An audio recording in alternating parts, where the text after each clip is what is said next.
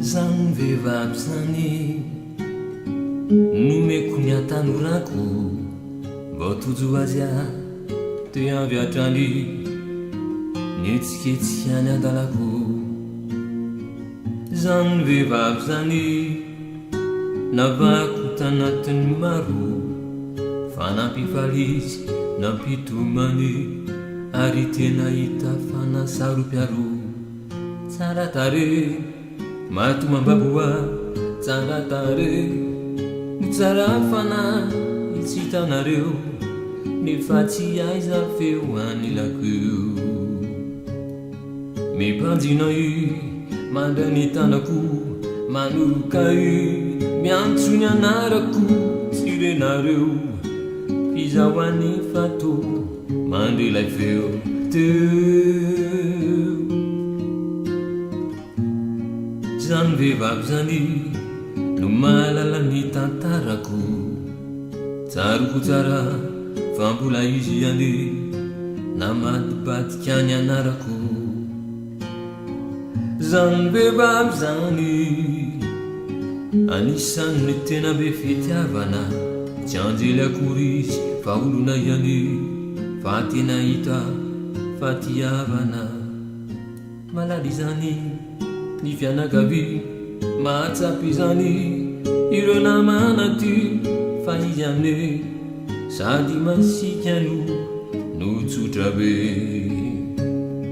Tsy tanisa ireo zay napiny ao, tsy tahisa ireo zay nitalao fa novonjeny nareo ankizy nareo ray amandre teny.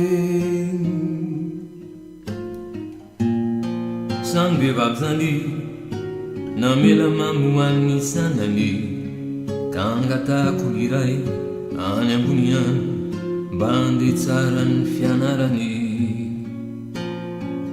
Zany vehivavy zany iraiky mba ho fahatsiarovana tsisy eto itsony aho na itomany fa nifoko efa torovana. Fantatrareo fa tsy natsakakory fantatrareo fa tsy pody ntsony nefa na izany ny embonazy de mitoetreny any. Na ny voady ny fanoloranay sy ny adiady sa ny fanaovanay tantaranay ka natonga ianao zay ry zay zay. Zany vehivavy zany, zany vehivavy zany ny embonazy de mitoetreny any. Zany vehivavy zany, zany vehivavy zany mahatonga ianao zay ry zay. Zany vehivavy zany, zany vehivavy zany ny embonazy de mitoetreny any.